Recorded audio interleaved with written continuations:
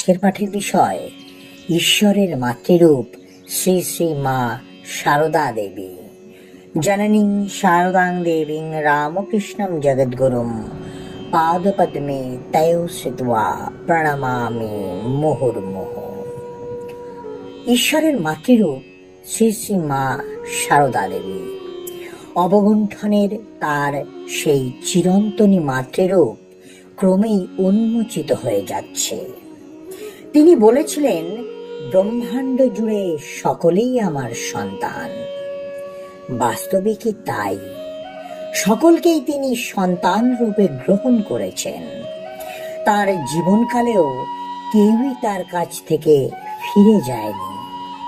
তিরোধানের পর আরো অনেক বেশি মানুষ তার প্রতি দুর্নিবার আকর্ষণ বোধ করছে। তাদের অনেকেই আবার তার পরিচয়ও জানে না। গত 13ই ফাল্গুন বাংলার 1394 সাল, ইংরাজির 26শে ফেব্রুয়ারি 1988, ইতালি থেকে এক দম্পতি বাগবাজারের উদ্বোধন কার্যালয়ে আসেন। সঙ্গে তাদের তরুণী কন্যা। দম্পতির বয়স 40-এর কোটায়। ভদ্রমহিলার নাম জেম্মা, স্বামীর নাম জিউসেপ্পে, মেয়েটির নাম আগার। কিছু কথাবার্তার পর জনৈক সন্ন্যাসী তাদের মায়ের বাড়িতে নিয়ে যান।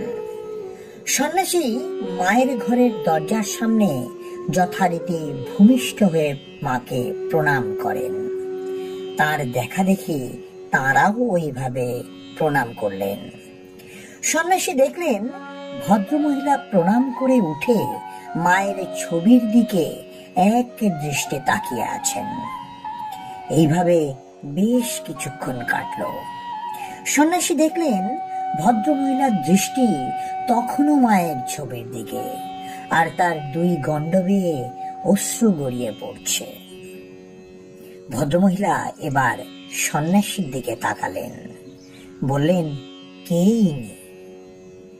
সন্ন্যাসী এতক্ষণ মায়ের সম্পর্কে কোনো কথাই তাদের বলেননি।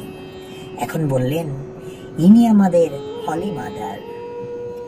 আমরা যে সন্ন্যাসী সম্প্রদায়ের অন্তর্ভুক্ত, তা যার নামাঙ্কিত, সেই শ্রী রামকৃষ্ণের পত্নী ইনি। আমরা তাকে মা বা হলি মাদার বলি। মহিলা বললেন, উনি কি এখনো জীবিত? সন্ন্যাসী বললেন, না, 1920 সালে উনি দেহ রক্ষা করেছেন। উনি এই ঘরেই শেষ নিঃশ্বাস ত্যাগ করেছেন। তার জীবনের শেষ 11 বছরের অনেকটা সময় তিনি এই ঘরেই কাটিয়েছেন। ভদ্রমহিলা বললেন, কিন্তু আমি যে অনুভব করছি, এই ঘর, এই জায়গাটি একটি গভীর আধ্যাত্মিক স্পন্দনে ভরপুর হয়ে আছে। ওহ, কত যে শান্তি, করুণা আর ভালোবাসা তার চোখ দুটি থেকে ঝরে পড়ছে। আমার মনে হচ্ছে উনি যেন আমার হৃদয়টাকে শান্তি, করুণা আর ভালোবাসায় একেবারে ধুয়ে দিচ্ছেন।